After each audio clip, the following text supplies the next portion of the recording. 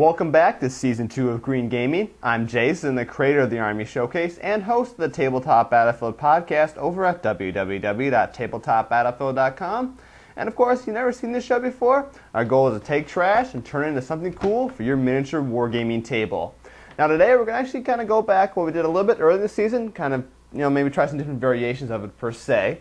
Because what I saw online was actually there's a terrain piece you can buy for Cygnar. It's basically kind of like this giant generator, lightning research kind of thing. So I'm thinking, well, it's kind of expensive. I bet I could build something that looks kind of cool with just trash. Because remember earlier in the season we used these things here, which is a compact fluorescent bulb, plastic packaging. It kind of looks like a generator already. So let's go ahead and take this thing again and do something different with it. So what we're going to be building, like I said, it's going to kind of give an idea of obviously the generator itself, and it's going to be what I call maybe kind of like Tesla coil looking things, sort of. You remember the Tesla coils from Command & Conquer Red Alert, the original series? Those kind of, you've always seen on top, those power generators have little like circle things sticking out of them, little rod going through them, if that makes any sense at all. That's what we're going to do. We're going to take this block here, which already looks like a generator, and stick some of those things on it. And hopefully it looks pretty good. So what you're going to need: empty cereal box or food packaging of some sort because you want the cardboard. Of course, the compact fluorescent light bulb case. Once again, this is only half of the case, so I opened it up and cut one half out. We actually got 4 golf tees here.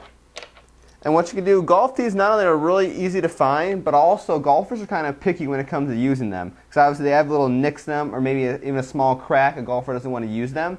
So try to look for those kind of golf tees. Maybe have a little bit of a crack in them or some little other defects that, well, the golfer may not want to use them. They're going to work fine for this project.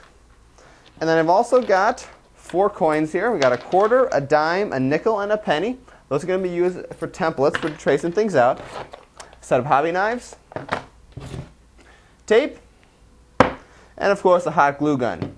So let's get started. You know what I also need? I need a pen or a pencil. That's the pencil on that list here. Let's grab the scissors. Sure, why not add more to it? Scissors. Cut out part of the box. This is going to become the base of the generator. To get an idea of how big the base needs to be, go ahead and place the compact fluorescent light bulb packaging down and kind of trace maybe a somewhat oval area around it. We're not looking for precision, we're just trying to look for basic utility right here. And then go ahead and cut that out.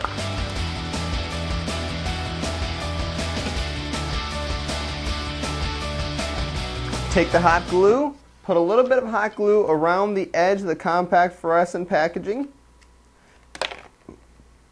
That could have been really bad. And then drop it down onto the piece of cardboard you just cut out and glue it down. What you might notice is one side of the compact fluorescent light bulb packaging is not attached to the base because it's kind of a little bit elevated. It's tough to see, but it's kind of right here on this side. Don't worry too much about that. As in times past, you can always hide that with flocking or rocks or some kind of bushes, something to kind of hide that. So don't worry about that too much. Now we're going to go ahead and make the little generator spires.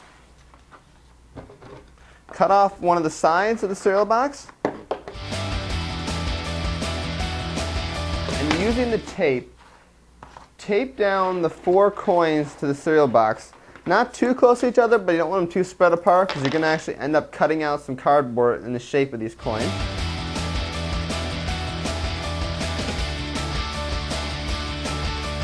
So what I'm hoping is by taping down the coin and actually using a hobby knife to essentially trace around the coin, you're going to get a much cleaner, much more quote, perfect circle appearance. So let's see if this works. So I'm just taking the hobby knife now and tracing around the coin, each of the coins.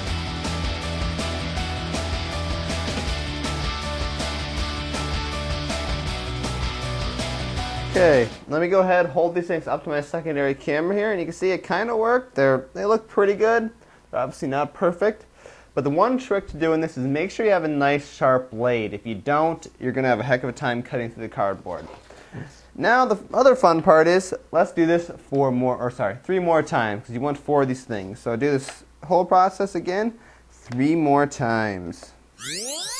Now I've just finished up cutting out the 4 groups sitting over here to the side. You can see I got 4 groups of 4 circles each. Now we're going to go ahead and start attaching those to the spire. So pick one of the groups and doing your best, align them up from largest to smallest. I know the dime and the penny can be kind of similar, so do your best. Perhaps it's not a bad idea that when actually cutting them out, that you maybe label them, which one's a penny, which one's a dime, so it's easier to tell at this point. Take a pencil, and as best you can, guesstimate where the center is and put a mark there.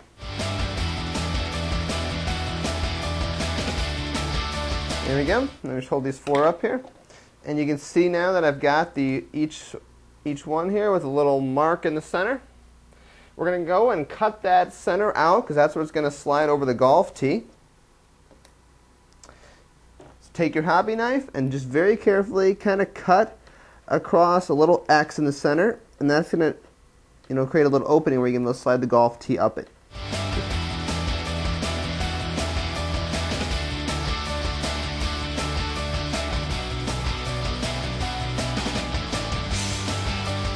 Take one of the golf tees and set it upside down. So the little cup where the golf ball would sit is now sitting on the table, and the obviously part you stick in the ground is sticking up. Now going in order from largest to smallest, slide the little paper ring or cardboard rings down onto the golf tee, and do your best to get them to stop exactly at the level you want them to stop.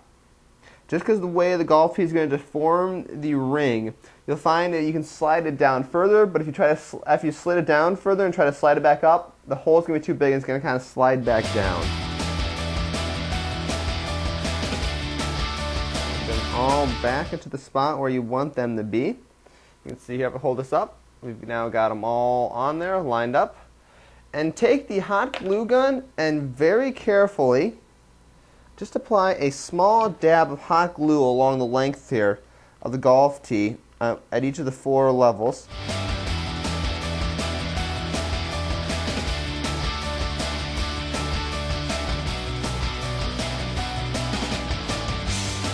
Let me go ahead and get my four spires lined up over here from my secondary camera so you can kind of take a look at them. But they turned out alright. I mean, they're not the greatest looking things in the world, but for the purposes of this project, they'll work pretty good, at least give you some ideas to go off of. Now the last step, of course, is to attach these spires to the original generator base station.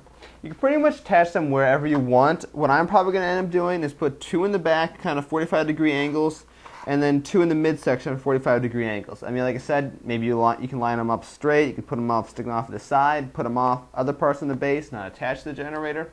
It's pretty freeform exactly what you can do.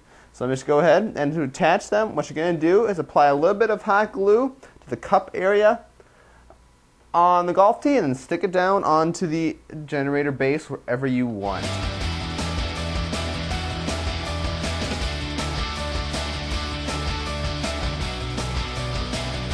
Well, it's done. It is kind of a weird, funky looking thing. But I'm going to hold it up here. You can see the shape. Got the little generator looking thing in the base. Little spires coming out of it. You can just go ahead, paint it up, decorate it however you wish. I'm considering maybe taking some pipe cleaners to kind of bending them look like little lightning sparks that are kind of going between there, so the electricity is arcing through the air or something cool. But you can really do whatever you want. It's pretty much just go ahead, decorate it, flock it, and you can call this project done. Once again, I'm Jason. Thanks for watching Green Gaming presented by TabletopBattlefield.com.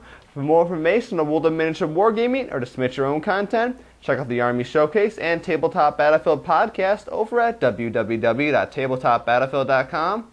Have a good night, and I'll see you again on the next episode of Green Gaming.